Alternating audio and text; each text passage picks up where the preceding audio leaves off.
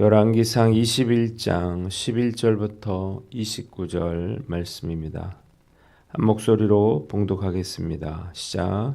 그의 성읍 사람 곧 그의 성읍에 사는 장로와 귀족들이 이세벨의 지시 곧 그가 자기들에게 보낸 편지에 쓴 대로 하여 금식을 선포하고 나봇을 백성 가운데 높이 앉힘에 때 불량자 두 사람이 들어와 그의 앞에 앉고 백성 앞에서 나봇에게 대하여 증언을 하여 이르기를 나봇이 하나님과 왕을 저주하였다 하며 무리가 그를 성읍 밖으로 끌고 나가서 돌로 쳐 죽이고 이세벨에게 통보하기를 나봇이 돌에 맞아 죽었나이다 하니 이세벨이 나봇이 돌에 맞아 죽었다 함을 듣고 이세벨이 아합에게 이르되 일어나 그 이스라엘 사람 나봇이 돈으로 바꿔주기를 싫어하던 나봇의 포도원을 차지하소서. 나봇이 살아있지 아니하고 죽었나이다. 아합은 나봇이 죽었다 함을 듣고 곧 일어나 이스라엘 사람 나봇의 포도원을 차지하러 그리로 내려갔더라. 여호와의 말씀이 디셉 사람 엘리야에게 임하여 이르시되 너는 일어나 내려가서 사마리아에 있는 이스라엘의 아합 왕을 만나라. 그가 나봇의 포도원을 차지하러 그리로 내려갔나니 너는 그에게 말하여 이르기를 여호와의 말씀이 내가 죽이고 또 빼앗았느냐고 하셨다 하고 또 그에게 이르기를 여호와의 말씀이 개들이 나봇의 피를 핥은 곳에서 개들이 내 피 곧 내 몸의 피도 핥으리라 하였다 하라. 아합이 엘리야에게 이르되 내 대적자여 내가 나를 찾았느냐? 대답하되 내가 찾았노라. 내가 내 자신을 팔아 여호와 보시기에 악을 행하였으므로 여호와의 말씀이 내가 재앙을 내게 내려 너를 쓸어버리되 내게 속한 남자는 이스라엘 가운데의 매인자나 노인자를 다 멸할 것이요 또 내 집이 느밧의 아들 여로보암의 집처럼 되게 하고 아이야의 아들 바하사의 집처럼 되게 하리니 이는 내가 나를 노하게 하고 이스라엘에게 범죄하게 한 까닭이니라 하셨고 이세벨에 대하여도 여호와께서 말씀하여 이르시되 개들이 이스라엘 성읍 곁에서 이세벨을 먹을지라. 아합에게 속한 자로서 성읍에서 죽은 자는 개들이 먹고 들에서 죽은 자는 공중의 새가 먹으리라고 하셨느니라 하니 예로부터 아합과 같이 그 자신을 팔아 여호와 앞에서 악을 행한 자가 없음은 그를 그의 아내 이세벨이 충동하였음이라. 그가 여호와께서 이스라엘 자손 앞에서 쫓아내신 아모리 사람의 모든 행함같이 우상에게 복종하여 심히 가증하게 행하였더라. 아합이 모든 말씀을 들을 때에 그의 옷을 찢고 굵은 배로 몸을 동이고 금식하고 굵은 배에 누우며 또 풀이 죽어 다니더라. 여호와의 말씀이 디셉 사람 엘리야에게 임하여 이르시되 아합이 내 앞에서 겸비함을 내가 보느냐?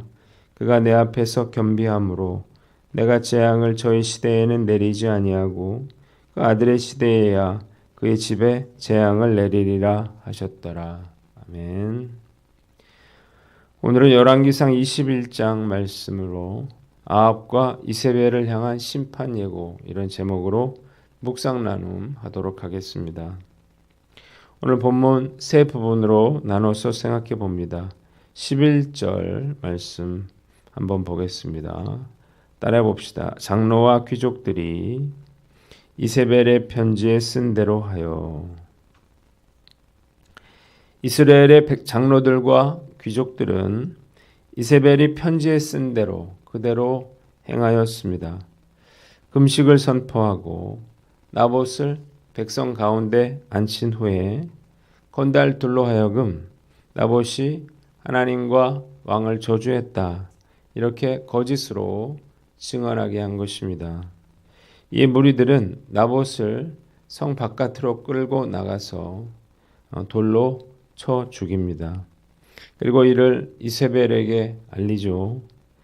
나봇이 죽었다고 하는 이세벨의 말에 아합은 포도원을 차지하기 위해서 이스라엘로 갑니다. 나봇이 무고하다는 사실을 누구보다 잘 알고 있던 장로들과 귀족들은 잠시의 고민도 없이 이세벨이 아합의 이름으로 쓴 편지의 지시대로 나봇을 죽입니다. 이유가 무엇인가요? 첫째로 이세벨이 두려웠기 때문입니다. 이스라엘 성의 장로들과 귀족들은 이 아합 왕의 이름으로 편지를 받았지만 나봇을 죽인 후에 나봇이 죽었다고 하는 사실을 누구에게 보고했습니까? 이세벨에게 보고했어요.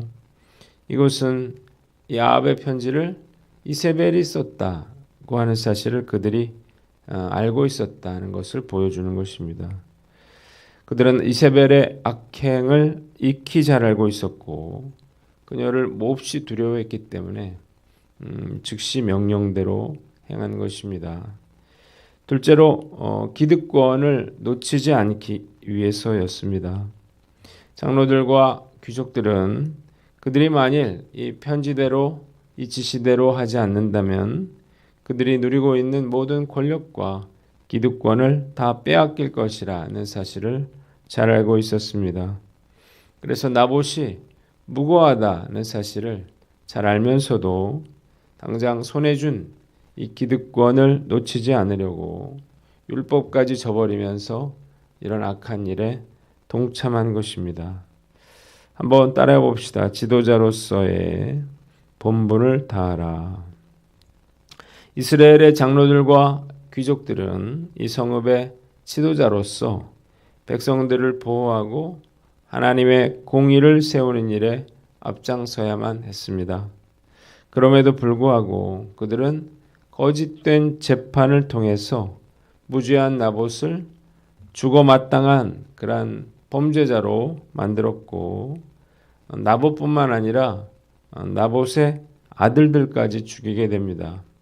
열왕기하 9장 26절에 보면 이 나봇의 아들들을 죽이는 내용이 나오는데 이것은 이 나봇의 포도원을 완전히 빼앗기 위해서는 그 땅의 상속자들까지도 죽여야만 했기 때문이에요. 말씀 묵상하면서 이 나라를 이끌어가는 지도자들은 과연 어떠한가 생각을 해봅니다.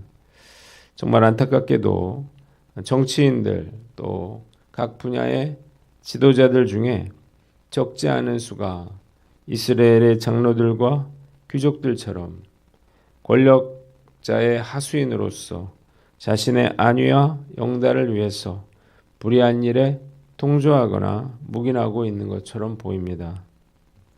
이러한 자들을 절대 지도자의 자리에 앉게 해서는 안 되겠죠. 한국교회도 그리 달라 보이지는 않습니다. 권력과 명예욕에 눈먼 자들이 교계의 지도자가 되고 영향력을 미치고 있기 때문입니다. 불의에 모두가 침묵하더라도 혼자서라도 아니라고 말할 수 있는 그런 용기가 있어야 합니다. 오늘 말씀을 묵상하면서 과연 나는 어떤가 한번 생각해 보는데 어떤 불이익을 당할지 모르지만 이런 사람들이 많아야만 이 나라가 무너지지 않을 것입니다. 오늘 난 어떤가 한번 살펴보고 나봇처럼 불의에 침묵하거나 타협하지 않고 옳은 것을 위해 용기를 낼 수 있는 저와 여러분들 되시기를 주님의 이름으로 축원합니다. 두 번째는 17절로 26절인데 18절을 봅니다. 한번 따라해 봅시다. 너는 일어나 아합 왕을 만나라. 자, 먼저 17절에 19절에는 여호와의 말씀이 엘리야에게 임한 사건이 기록이 되어 있습니다. 나봇이 죽었다고 하는 소식을 듣자마자 아합은 포도원을 차지하기 위해서 달려갑니다. 그러나 아합이 원하던 포도원을 차지할 수 있게 되었다라고 하는 그 기쁨에 사로잡혀 있던 바로 그때에 하나님의 심판이 엘리야 선지자에게 임하였습니다. 개들이 나봇의 피를 핥은 바로 그곳에서 그 개들이 바알의 피도 핥을 것이라는 것입니다. 두 번째는 20절로 22절인데 아합의 죄악에 대해서 심판이 선포됐다는 것입니다. 아합이 엘리야를 보자마자 한 말은 내 원수야, 내가 또 나를 찾아왔느냐라고 하는 말이었습니다. 이런 아합의 태도는 그가 엘리야 선지자를 어떻게 생각하고 있었는지를 잘 보여주는 것입니다. 엘리야가 가뭄을 선언했던 것처럼 또 불길한 일을 말하러 왔느냐는 거죠. 그의 불길한 예감은 틀리지 않았습니다. 엘리야는 그가 자기 목숨을 팔아서까지 악을 행하였기에 하나님께서 그의 가문을 여로보암과 바하사의 가문처럼 다 멸하여 버릴 것이라 무서운 심판을 선언하게 됩니다. 세 번째 23절로 26절인데 이세벨의 죄악에 대해서 하나님의 심판이 선포됩니다. 나봇의 포도원을 뺏기 위해서 이런 극악무도한 일을 벌인 자가 바로 이세벨이었죠. 자, 엘리야 선지자는 이스라엘 성읍 곁에서 개들이 이세벨의 시신을 먹게 될 거라 이렇게 예언합니다. 이 예언은 아합이 죽고 난 후에 몇 년 지나지 않아서 그대로 성취됩니다. 신하들이 그녀가 살고 있는 왕궁에서 그녀를 던지죠, 밖으로. 그래서 이세벨이 떨어져서 죽게 되는데 이때 이세벨의 시체가 개들에게 먹혀서 두개골과 발과 손바닥 외에는 남은 것이 없게 되었다고 열왕기하 9장 30절로 37절에 기록이 되어 있습니다. 한번 따라해 봅시다. 마음까지 지켜보시는 하나님을 두려워하라. 아합과 이세벨의 극악무도한 행위는 완전 범죄로 끝이 나는 것처럼 보였습니다. 나봇과 그의 가족들은 하루아침에 억울하게 죽었고 이 사실을 아는 모든 자들은 굳게 입을 다물었습니다. 만일 이 사실을 발설하게 된다면 그들도 아합과 이세벨에게 죽임을 당하고 말 것이었습니다. 아합은 결국 나봇의 포도원을 자기 소유로 삼았습니다. 법적으로도 아무런 문제가 없었어요. 그들의 죄악은 정말 완전 범죄로 끝나는 것처럼 보였는데 이것은 엄청난 착각이었습니다. 하나님께서 모든 것을 지켜보고 계셨기 때문이에요. 그래서 하나님은 아합에게 내가 죽이고 또 빼앗았느냐 이렇게 물으셨습니다. 아합과 이세벨은 사람들은 속일 수 있었지만 하나님은 속일 수 없었습니다. 살아계신 하나님, 우리의 일거수일투족을 다 지켜보고 계신다는 사실을 우리가 분명하게 알고 우리의 행동에 늘 주의해야 하는 것입니다. 그런데 우리가 행동으로 죄를 짓지 않기 위해서는 우리의 마음을 지켜야만 합니다. 우리의 행동이 마음에서 비롯되기 때문이에요. 음란한 생각을 하면 음란한 행동을 하게 되는 것과 같은 이치입니다. 그래서 우리가 마음으로 죄짓지 않도록 늘 마음을 관리하셔야 하는 거예요. 그래야 죄로부터 우리의 마음을 지킬 수 있고 그래서 내가 주님 앞에서 살고 있다는 사실을 자각할 수 있고 또 시험과 유혹이 밀려올 때 우리가 물리칠 수 있는 것입니다. 오늘 난 어떤가? 저도 생각해 봤어요. 나름 열심히 마음과 생각 관리를 하려고 노력하고 있는데 하나님께서 지금도 불꽃 같은 눈으로 우리를 지켜보고 계심을 알고 늘 주의하는 저와 여러분들 되시기를 주님의 이름으로 축원합니다. 두 번째는 보복하시는 하나님임을 알라는 것입니다. 한번 따라 봅시다. 보복하시는 하나님임을 알라. 하나님은 신원하시는 분이시고 보복하시는 하나님이십니다. 하나님께서 악을 행한 자는 벌하시고 억울한 자의 원한은 풀어주십니다. 우리가 억울한 일을 당하고 또 그 어디에도 하소연할 때도 도움을 받을 때도 없다 하더라도 하나님께서 우리의 모든 상황을 알고 계시고 또 나의 억울함을 신원하여 주실 것이라고 하는 사실을 우리가 믿어야 하는 것입니다. 하나님께서 나봇의 억울함을 아합과 이세벨의 죽음으로 갚아 주셨습니다.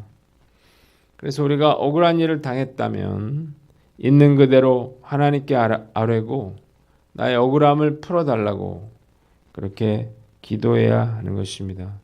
하나님께서 들으시고 또 나의 억울함을 풀어주시리라 믿습니다. 오늘 복수가 하나님의 것임을 알고 온전히 하나님께 맡기고 부르짖어 기도하시는 저와 여러분들 되시기를 주님의 이름으로 축원합니다. 마지막으로 27절로 29절 말씀인데 29절을 봅니다. 한번 따라해 봅시다. 아합이 내 앞에서 겸비함을 내가 보느냐. 아합은 엘리야의 심판 예언을 듣고 뜻밖에도 그의 옷을 찢고 굵은 배로 몸을 동이고 금식하며 누우며 풀이 죽어 다녔습니다. 이제까지 그는 엘리야의 경고를 무시했지만 이번엔 달랐습니다. 엘리야의 심판의 선고를 듣자 마음을 겸비하여 회개했습니다. 그래서 이제까지 거역하고 반항하던 태도를 버리고 하나님 앞에서 자신의 죄를 인정한 것입니다.